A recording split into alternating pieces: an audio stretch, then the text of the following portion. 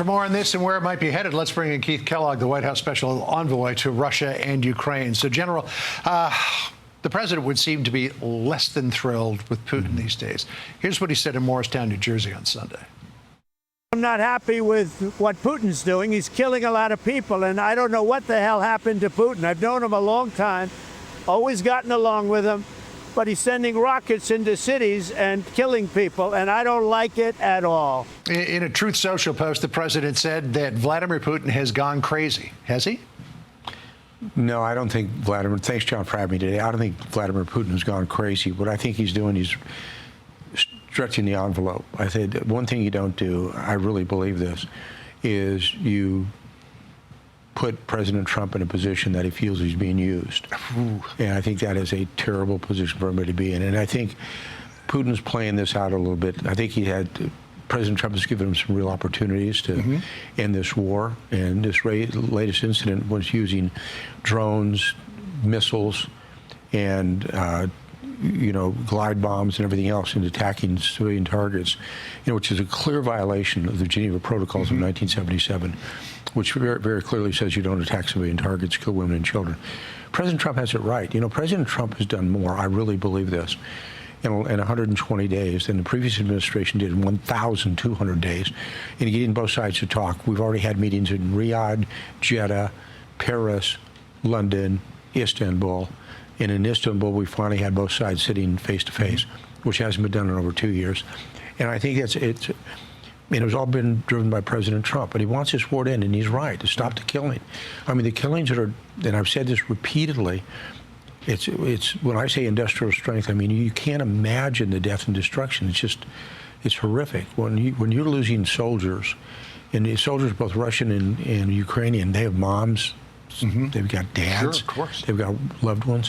When you're talking 1.2 million as a conservative number being casualties, I mean, it's hard for us to really that's World War II numbers. It's World War II levels, industrial So strength. You were here last week, and we thought that today you were going to be at the Vatican shepherding these peace talks. What happened? I guess Russia said niet to that?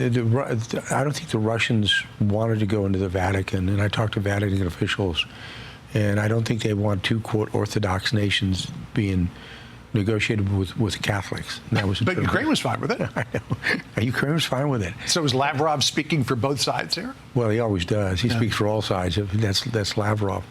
And I think there's an opportunity to continually go there, and hopefully once we get what are called a memorandum of understanding from the Russians, what I call a term sheet, we've got that from the Ukrainians, and we put that together after London, where there was 22 different positions that we were going to take there.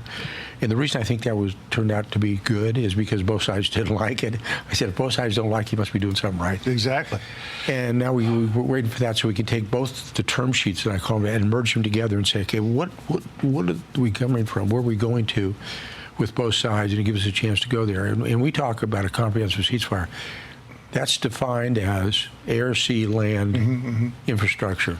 But you got to get Russia to stop the attacks. Yes. And Peskov, who's Putin's mouthpiece, said this in response to Donald Trump saying that Putin's gone crazy. He says, this is a very crucial moment, which is associated, of course, with the emotional overload of everyone, absolutely, and with emotional reactions. To which President Trump appeared to take exception and wrote this on Truth Social. What Vladimir Putin doesn't realize is that if it weren't for me, lots of really bad things would have already happened to Russia. And I mean really bad. He's playing with fire. What kind of fire is he playing with? Well, I think the fire he's talking about is the personal relationship, because one thing with President Trump, he really does value, and I really understand when I see him do this, the value of personal relationships. And it's really good about talking to people and working with it.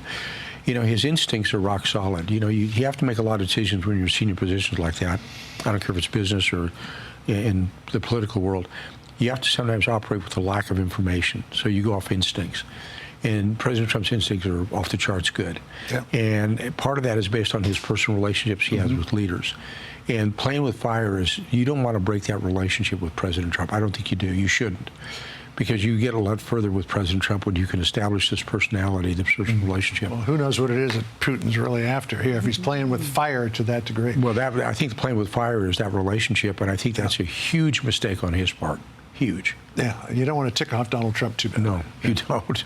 Maybe a little bit, but not a whole lot. All right. General, good to see you. Thanks so much. John. Thanks for Appreciate having it. me. Hey, Sean Hannity here. Hey, click here to subscribe to Fox News YouTube page and catch our hottest interviews and most compelling analysis. You will not get it anywhere else.